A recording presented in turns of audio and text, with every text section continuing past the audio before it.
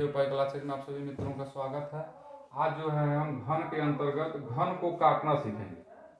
आपके एग्जाम में जो है एक बड़ा सा घन दिया रहता है और उसको जो है छोटे छोटे घनों में विभक्त कर देता है और पूछता है कि जब इस बड़े घन को हम काटेंगे तो कितने छोटे घन प्राप्त होंगे। ध्यान देंगे मित्रों, जब हम बड़े घन को छोटे घन में काटते हैं तो सब कुछ परिवर्तित हो जाता है, आकार परिवर्तित हो जाता है, लेकिन जो उसका आयतन वॉल्यूम होता है वह परिवर्तित नहीं होता है। आप घन को कितना हो छोटे घनों में काट दें, जो उसका वॉल्यूम रहेगा वो नहीं बदलता है। अर्थात इस बड़े घन का वॉल्यूम और इन जो आप काटे हैं छोटे छोटे घनों में, इनका जो वॉल्यूम होगा, आयतन होगा, वह सदैव बराबर होगा। इस प्रकार आप कह सकते हैं कि बड़े घन का जो आयतन होता है, घन का जो आयतन का फार्मूला होता है वह भुजा का पर क्यूब होता है।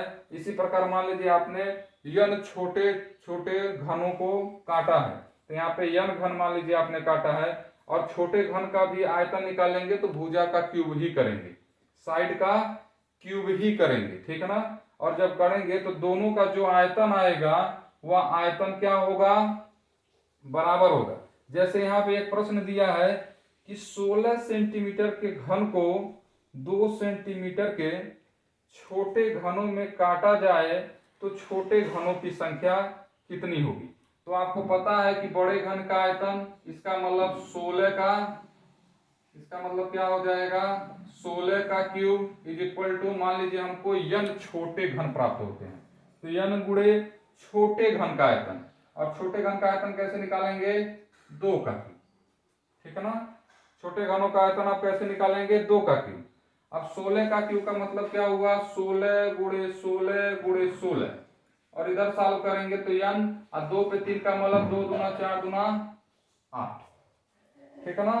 8 को जब आप इधर लेके आएंगे 8 को तो कहाँ चला जाएगा, डिवाइड में चला जाएगा। 16 इंटू 16 इंटू 16 बटे 8 इज इक्वल टू n।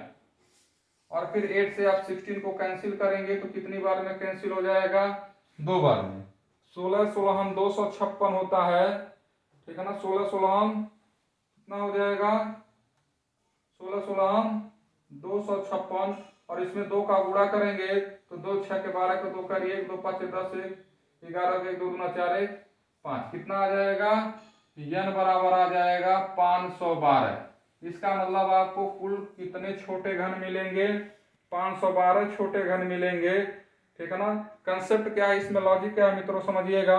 आप जो है बड़े घन को कितना हो छोटे घनों में काट लें, लेकिन आयतन परिवर्तित होने वाला नहीं है। जो बड़े घन का आयतन रहेगा और जितने छोटे घन हैं उनका जो आयतन रहेगा वह सदैव बराबर रहेगा। आशा करते हैं आपको समझ में आया होगा। चैनल को सब्सक्राइब करें। ओके।